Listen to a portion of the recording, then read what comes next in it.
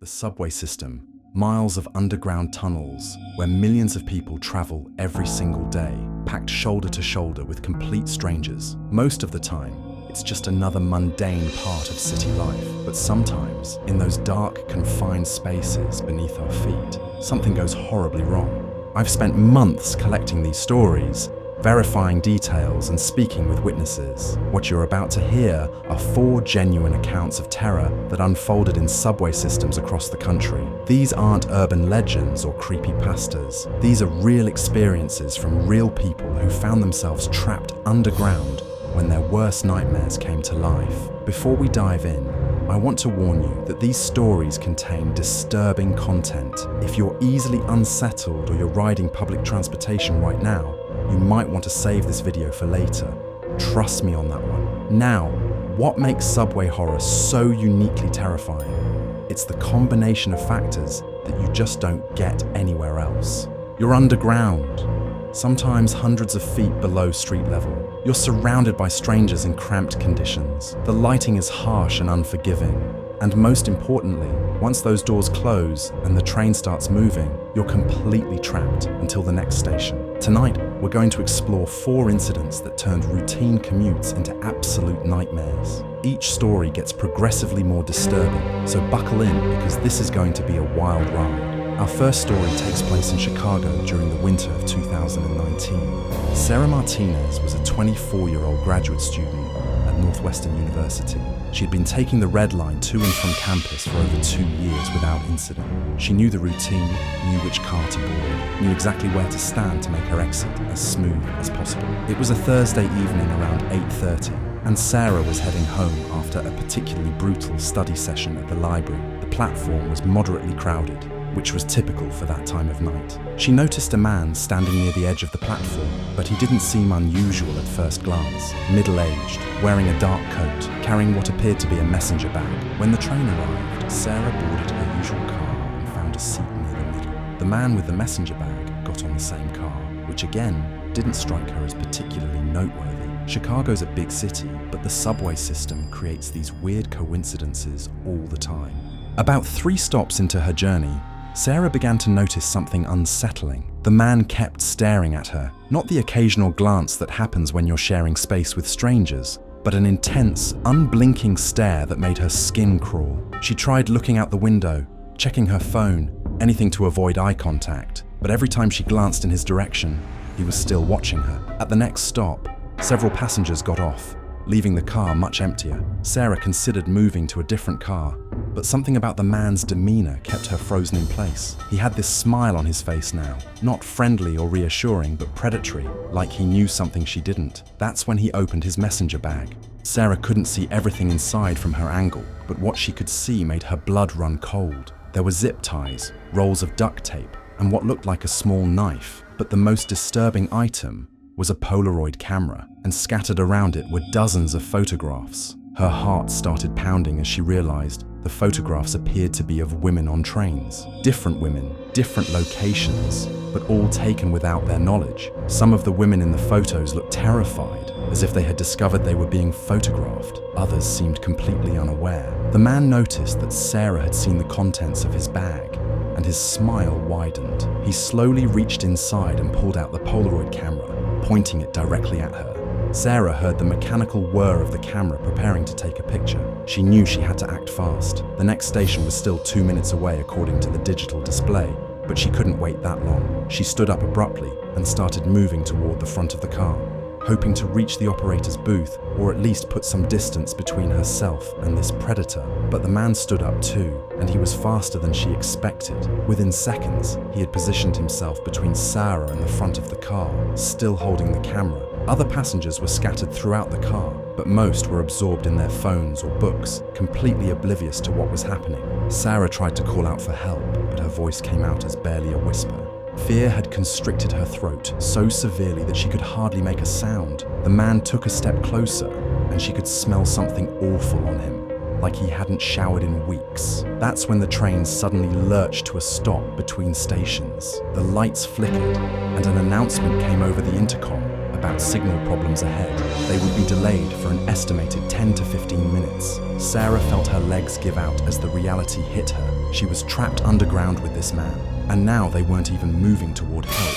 The other passengers groaned in annoyance at the delay, still completely unaware of the terror unfolding just feet away from them. The man raised the camera again, and this time Sarah heard the flash go off. The bright light temporarily blinded her, but she could hear him chuckling softly as the photo developed. When her vision cleared, he was examining the picture with obvious satisfaction. But Sarah noticed something else in that moment of chaos. One of the other passengers, an older woman sitting near the back of the car, had looked up at the sound of the camera flash. Their eyes met, and Sarah saw recognition dawning on the woman's face. She had seen what was happening. The older woman quietly reached into her purse and pulled out her cell phone. Even though there was typically no service in the tunnels, she held it up and appeared to be trying to call for help. The man with the camera was so focused on Sarah and his photographs that he didn't notice. Sarah tried to move toward the back of the car, toward the woman who might be her salvation, but the man blocked her path again. This time, he reached into his bag and pulled out one of the zip ties. The plastic made a sinister zipping sound as he tightened it, testing its strength. The train car suddenly felt smaller, more suffocating.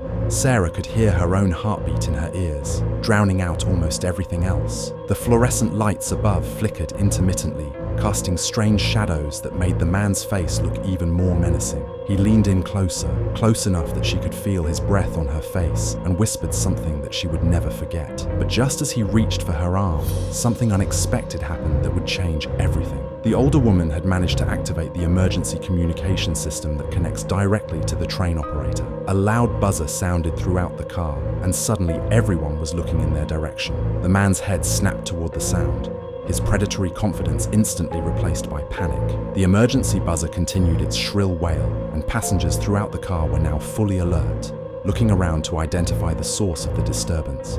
In that split second of confusion, Sarah found her voice and screamed at the top of her lungs. The sound echoed through the metal car, raw and desperate. Several passengers immediately stood up, and a large man near the front of the car started moving in their direction. The predator's carefully planned scenario was falling apart. He shoved the camera back into his bag, but not before several other passengers caught sight of the zip ties and photographs. A woman near the door started yelling for someone to call the police, while another passenger was already pounding on the operator's door. The man with the bag made a desperate decision. As the train finally lurched back into motion, he pushed past Sarah with violent force, sending her sprawling across two seats. But instead of trying to escape through the crowd of increasingly angry passengers, he did something that nobody expected. He ran toward the rear emergency exit of the car. Sarah watched in horror as he fumbled with the manual door release. The train was picking up speed now, and opening that door while they were moving through the tunnel would be incredibly dangerous. But the man seemed beyond caring about his own safety. He was more afraid of being caught than he was of the consequences of jumping into a dark tunnel. The door opened with a screech of metal, and immediately the car was filled with the deafening roar of the train moving through the underground tunnel. Wind whipped through the car, scattering papers and debris. Passengers screamed and moved away from the open door as the lights of the tunnel walls streaked past in a blur. For a moment, the man hesitated at the threshold. Sarah could see him calculating his chances, weighing capture against the very real possibility of death. The train was moving at least 30 miles per hour now, and the tunnel walls were close enough to touch. Then, without warning, he jumped. The sound he made when he hit the tunnel wall was something Sarah would hear in her nightmares for months afterward. The emergency door automatically sealed itself, but not before several passengers caught a glimpse of his body, bouncing off the concrete and disappearing into the darkness behind them. The train pulled into the next station to chaos. Police were already waiting on the platform, having been alerted by the emergency communication system.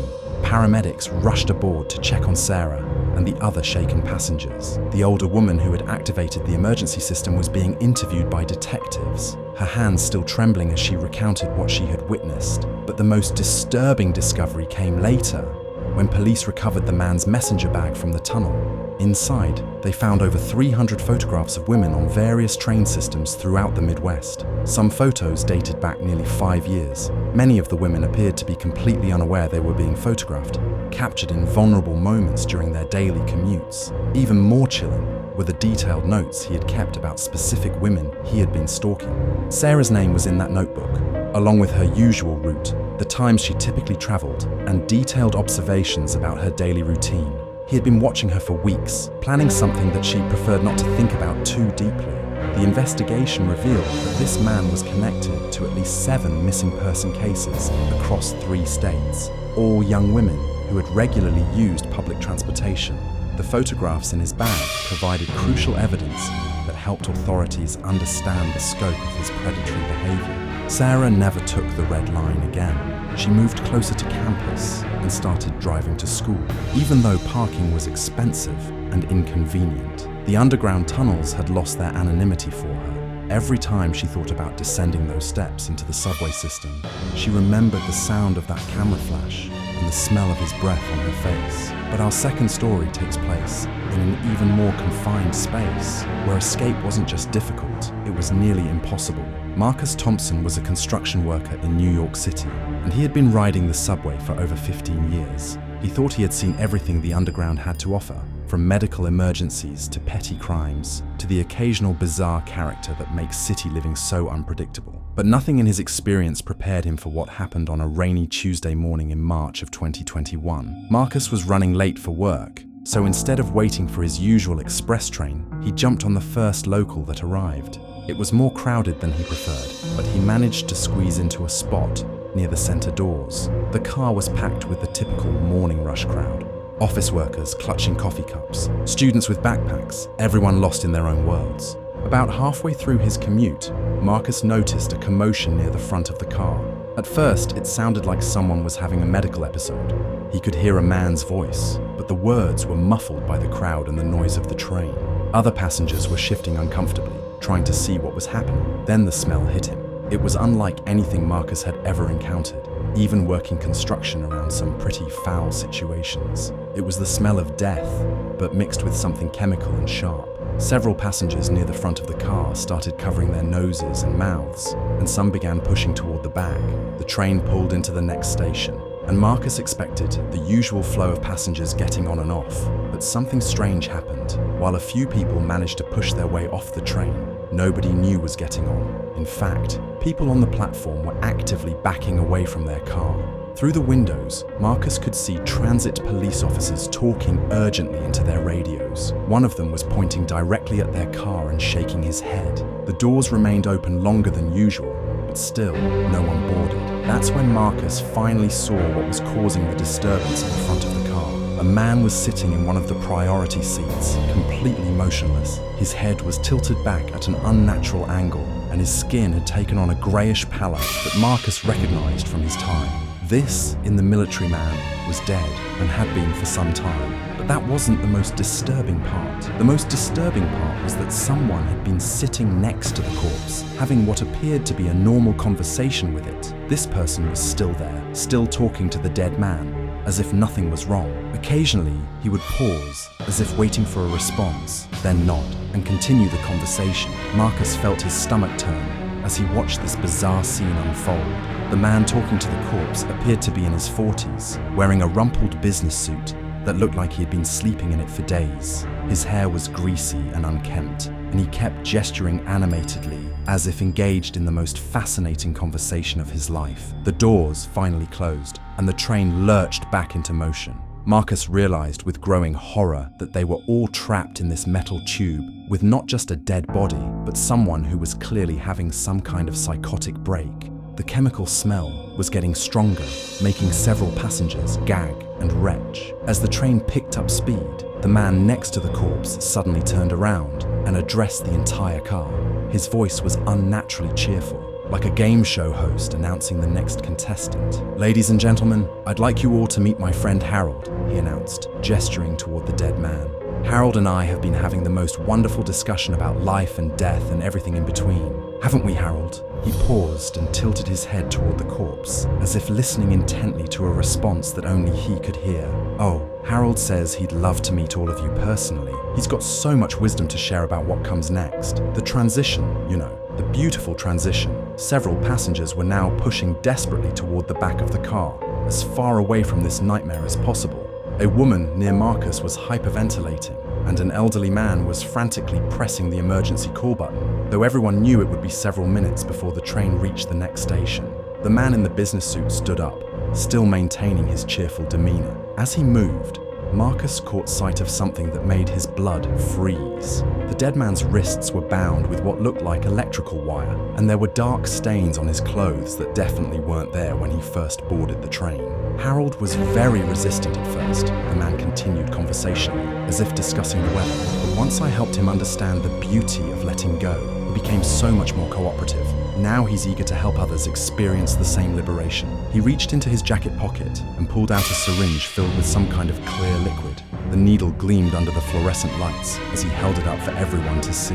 Harold's medication, he explained with that same unsettling smile. Very effective, very peaceful.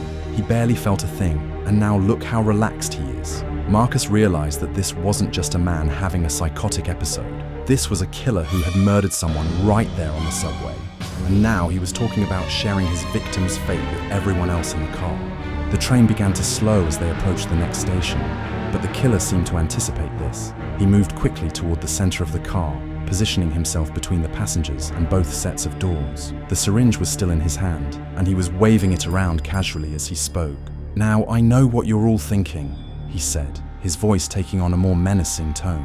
"You're thinking about running when those doors open, but Harold and I have been discussing this, and we both agree that would be very rude. We're all going to stay right here and continue our conversation." The train pulled into the station, and Marcus could see transit police officers positioning themselves on the platform.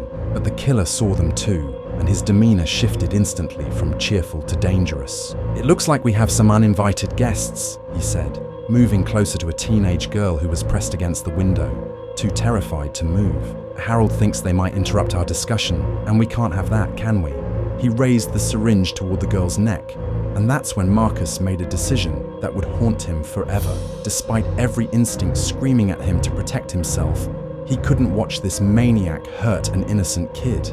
Marcus launched himself forward, using his construction worker strength to tackle the killer before he could inject the girl. They crashed to the floor of the train car, and the syringe went flying, its contents spilling across the dirty subway floor. The killer was smaller than Marcus, but he fought with the desperate strength of someone who had nothing left to lose. His fingernails raked across Marcus's face, leaving deep scratches that would scar. He was screaming incoherently about Harold and transitions and the beauty of letting go. Other passengers joined the struggle, pinning the killer's arms and legs while Marcus held him down. The teenage girl was sobbing hysterically, but she was alive and uninjured. The doors opened and transit police flooded into the car, quickly taking control of the situation. But the nightmare wasn't over yet. As the officers were restraining the killer, one of them noticed something that made everyone's blood run cold. The dead man in the priority seat, the one the killer had been calling Harold, was not actually dead. His chest was rising and falling in shallow, labored breaths. Harold was still alive, but barely. Whatever was in that syringe had left him in some kind of paralytic state, conscious but unable to move or speak. He had been sitting there the entire time listening to his attacker's rambling monologue, probably aware that he was being displayed like some kind of trophy. The paramedics worked frantically to stabilize Harold as they rushed him to the hospital. Marcus learned later that the man survived, but the drug had caused permanent neurological damage. He would never fully recover from what had been done to him in that subway car. The investigation revealed that the killer had been riding the subway system for weeks, looking for isolated victims. He had a background in chemistry and had been experimenting with different paralytic compounds, trying to find the perfect formula for what he called conscious transition. Harold was his third victim, but the first to survive. Marcus still rides the subway to work, but he never sits down anymore. He stays near the doors, always ready to move if something doesn't feel right. He keeps thinking about how many people walk past situations like this every day, assuming someone else will handle it, assuming it's not their problem. The teenage girl sent him a letter months later, thanking him for saving her life. But Marcus doesn't feel like a hero. He feels like someone who barely escaped becoming part of something much worse. Our third story takes us to Washington, D.C., where the metro system stretches deep underground, creating a labyrinth of tunnels that most passengers never think about. But for Jennifer Walsh, a federal employee who worked late shifts at a government building downtown, those tunnels became the setting for an encounter that challenged everything she thought she knew about reality. It was a Friday night in October 2020, around 11:30 p.m. Jennifer was finally leaving the office after a particularly grueling week of budget reviews and congressional briefings. The metro station was nearly empty, which was typical for that time of night. A few scattered passengers waited on the platform, most of them looking as exhausted as she felt. When the train arrived, Jennifer chose a car toward the middle, hoping to avoid any potential trouble that might lurk in the emptier cars at the front or back. She settled into a seat and pulled out her phone, planning to catch up on some reading during the 40-minute ride home. The train pulled away from the station, and Jennifer noticed that her car was almost completely empty except for one other passenger. An elderly man sat several rows ahead of her, wearing an old-fashioned hat and a long coat that looked like it belonged to a different era. Something about his posture struck her as odd. He was sitting perfectly straight, unnaturally still, like a statue. As the train entered the first long tunnel stretch between stations, Jennifer's phone lost signal, which was normal. But what wasn't normal was what happened to the lights. They began to flicker intermittently, casting strange shadows throughout the car. During one of the longer periods of darkness, Jennifer heard the elderly man speak. "Excuse me, miss," he said in a voice that sounded hollow and distant. "Could you tell me what year this is?" Jennifer looked up from her phone, surprised by the strange question. In the flickering light, she could see that the man had turned around to face her, but something about his appearance made her deeply uncomfortable. His skin looked waxy and pale, almost translucent, and his eyes seemed to reflect the light in an unnatural way. "It's 2020, she replied cautiously, wondering if the man was confused or perhaps suffering from dementia. The man was silent for a long moment, then shook his head slowly. "No, that can't be right. I was just on my way home from the office. It was 1976. I remember because it was the bicentennial year, and everyone was so excited about the celebrations." These 4 stories serve as a chilling reminder that horror doesn't just exist in movies or books. It rides alongside us on our daily commutes, lurking in the spaces between stations where help feels impossibly far away. The next time you descend those concrete steps into the underground, remember Sarah, Marcus, Jennifer, and David. Trust your instincts, stay alert, and never forget that in those dark tunnels beneath our feet, anything can happen. Anything can happen.